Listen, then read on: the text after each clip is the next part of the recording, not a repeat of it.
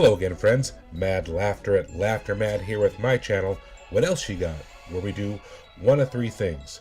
1, we watch a video. 2, we laugh.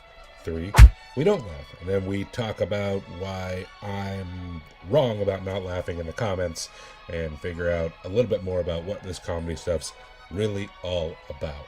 So today we're going to be doing a potentially, I don't know, maybe it's a heavy one, by a guy named Doug Stanhope. This is try number 2 for Doug.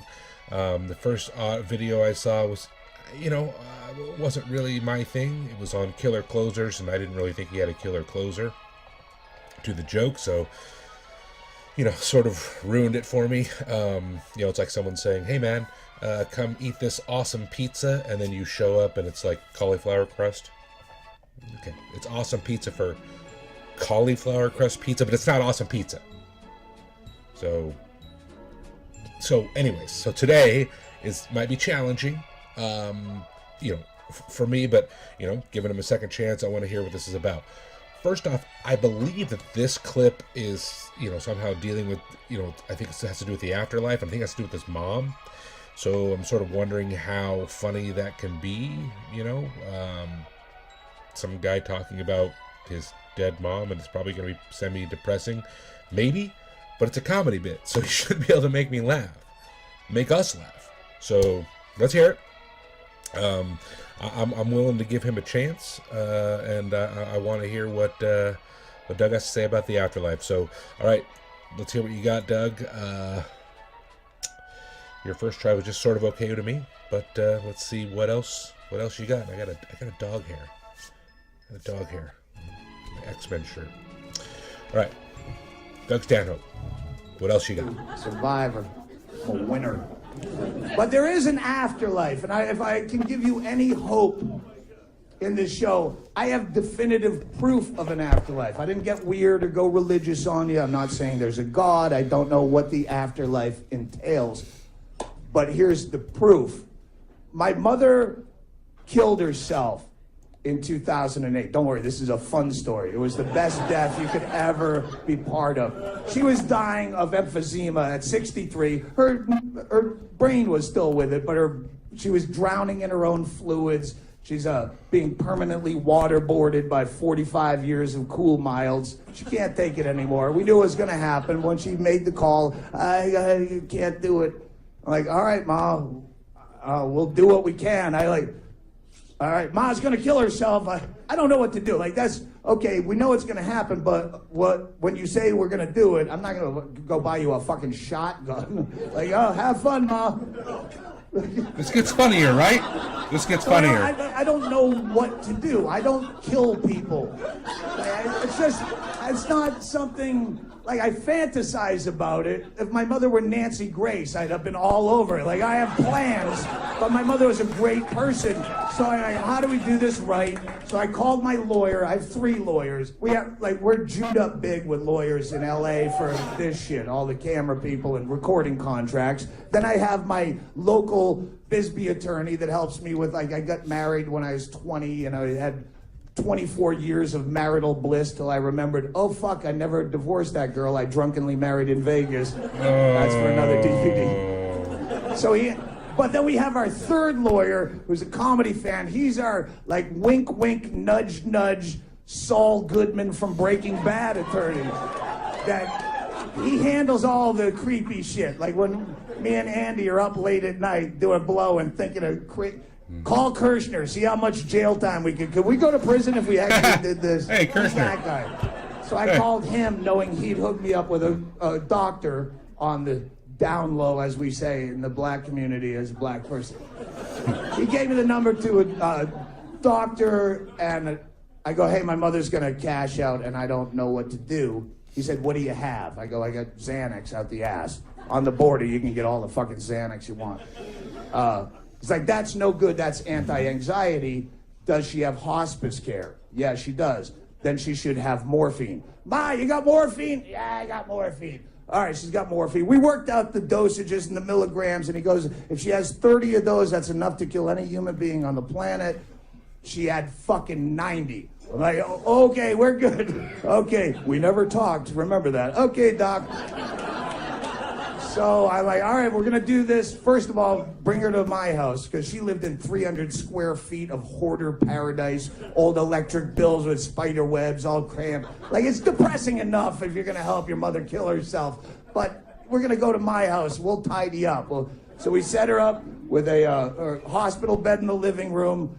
She had been AA off and on for my whole life. She had, at this point, been 4 years sober. And I'm like, you're not going to kill yourself sober, right? Yeah. You can't take those chips with you. She's like, yeah, you're right. Why would I do that? That's dumb. So she, in her heyday, she was a Black Russian drinker. So I set out a mini bottle of Kettle One and a mini bottle of Kahlua with her pills for whenever you're ready, let me know. We laid down ground rules. I said, Ma, if you're going to kill yourself seriously, you can't do it on Sunday or Monday, because that's football. And that's a dick move. If you can call your own time to leave this planet, don't do it during someone else's planned event. Don't be an asshole. And she did it the Saturday before football. That was great. She came in on Thursday, Saturday night, she goes, it's time. And I'm like, time for what? Like medication? No, it's time. And I'm like, oh fuck, this is real. So I wake up Bingo, like it's going on. We start mixing up White Russians. She decided to make Black Russians White Russians because she thought the milk would coat her belly better for taking all the pills. Like mother till the end. Do you have whole milk? I got skim. Skim will work. I just don't want to throw up the pills. Chicken soup for the suicide. You're so sweet. So we're whipping up drinks, and I didn't so much assist the suicide as bar back it. Like I'm in there mixing drinks, because we're all drinking. We watched Bad Santa together, it's our favorite movie together. She had a very dark sense of humor. I didn't come from nowhere. My mother used to review porn on the Man Show. She's fucking dark like us. So we watched Bad Santa, and she's trying to choke down these pills. She had a very hard time taking pills. So she just gagging and just getting them down. So I'm keeping a vague count. When she got around 30, little over, I'm like, Ma, that's good. You don't need to do any more. You're fine. And she said, I don't want to take any chances. She's so scared of fucking up. She took all 90. No, we're sitting there in horror going, you're wasting.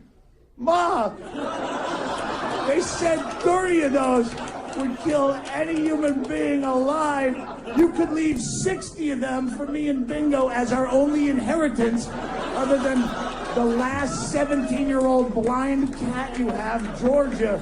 Yeah, you're gonna have 60 morphines to have spontaneous memorials for Mother every here and again. Remember Mom? Papa morphine. Woo! What a great lady. What a crazy old bitch. No, hoarder till the end, all fucking 90. And then we fucked with her hard. I remember her last words as she's coming in and out, because we're just goofing on her as she's doing this, as she's fading in and out. I didn't even know if she'd respond. She was just hammering cocktails. And she's laying there, half in, half out, with a White Russian on her chest that she'd occasionally get to her mouth and it'd spill. You know when you come off the wagon, you hit it fucking hard. And it's pretty bad when you're trying to keep up drinking with an 83-pound, 63-year-old woman. Only 63. And I go, wow, you're really knocking those back, Ma. And she goes, there's times to be dainty and there's times to be a pig. And we all laugh. And this is Mother's problem throughout her life. She was a funny lady sporadically, but when she would get a laugh, she would just hammer it and overtag it and repeat the joke. Like, I could keep getting a laugh off the same joke and it would ruin the joke. And when we all laughed that there's times to be a pig, I saw her go into, and I go, shut your fucking mouth. Those are perfect last words. You're not going to ruin this joke. Cut the mic on Mother. And then we just roasted her as she fell in and out. We just did a Friars Club roast, making fun of her and making it a fun, dark suicide. Ma, wait! They found a cure! I love you. Fuck you. I was a bad mother. I love you.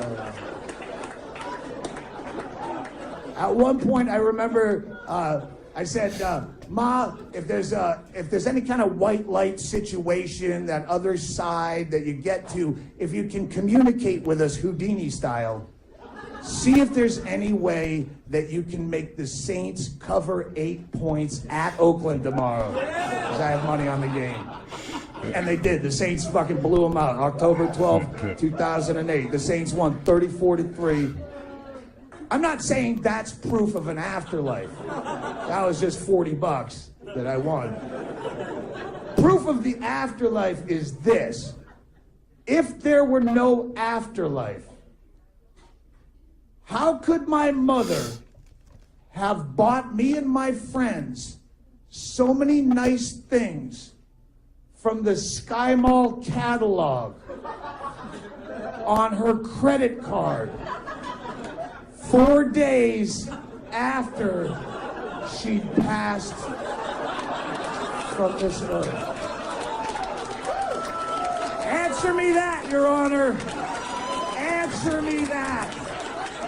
In fact, I'd like to enter these credit card receipts into evidence against the advice of my attorney. Look at that. 4 days. I had to swear on your Bible just to testify in my own defense. Your silly fake Jesus only lasted 3 days before he ran out of that cave like a pussy. My mother, 4 days, relaxing up there. She's drunk eBaying like I do.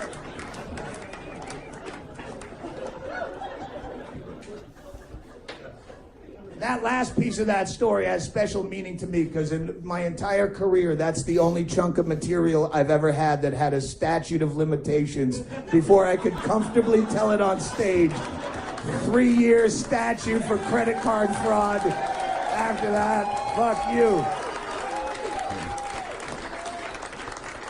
Mother didn't want some silly gravestone. That doesn't do anything. Mother wanted me to have a voice-activated, remote control R2-D2 doll.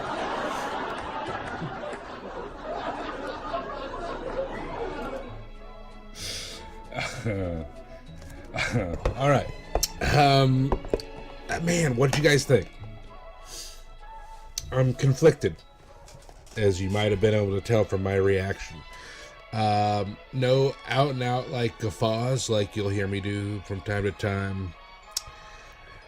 To me, and this might be because I'm a Doug Stanhope newbie, but to me, the idea of her committing suicide just overwhelmed the entire joke, the entire bit for me.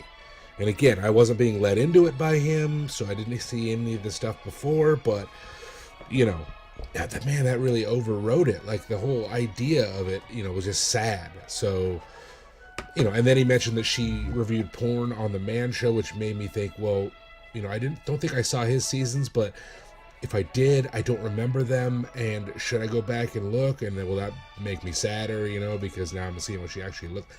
So, yeah, you know, I had a hard time getting past that. I think some other people might be able to, you know, get past, especially if you're a Doug Stanhope fan, and he's, you know, talked about his mom this whole time. Everyone knows their relationship and stuff. So, but I think, you know, some of the funnier parts, I guess, you know, so what did you guys think?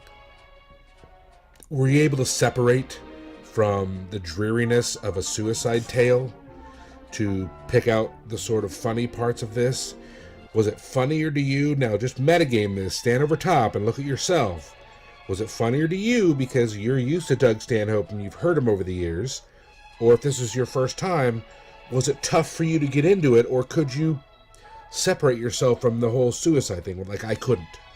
So, you know, let me know. But some of the funnier things is, you know, when near the end, he's basically saying, you know, she's, you know, been 4 years sober. But at that point, it's like, if you're so jacked up, then why are you even sober? You know, I mean, honestly.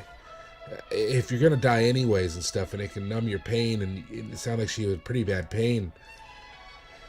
I mean, it's weird. It's impressive. Maybe the doctors were telling her that she couldn't drink because it's going to mess with her, you know, medication, or she was going to, you know, quicken her way to death. But yeah, that's, you know, so that, I mean, I think I got a little chuckle out of that. But, you know, the other part, you know, eating all 90 pills you know, and, you know, saying that was because she's a hoarder till the end, you know, wasn't going to let anyone else have them.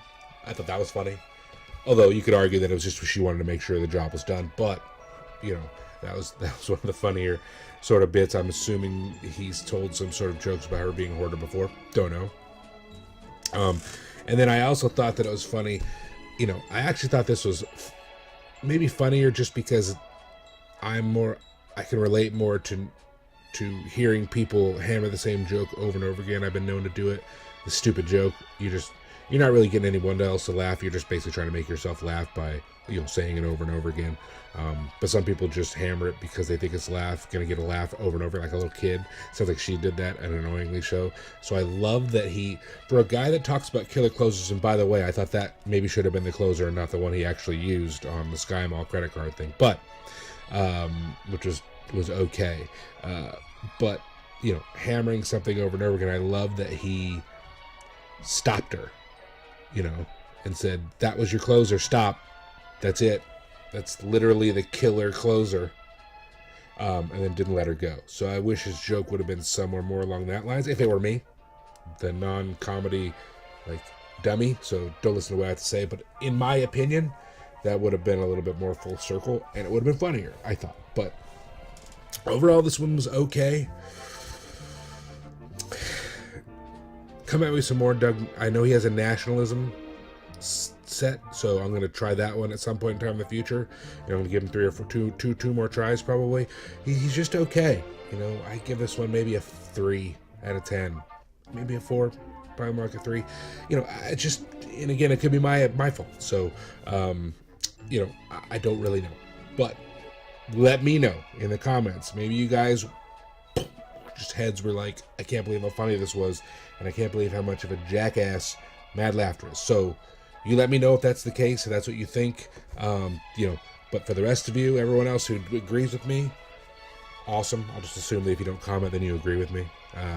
Instagram at LaughterMadReal, Twitter at LaughterMad.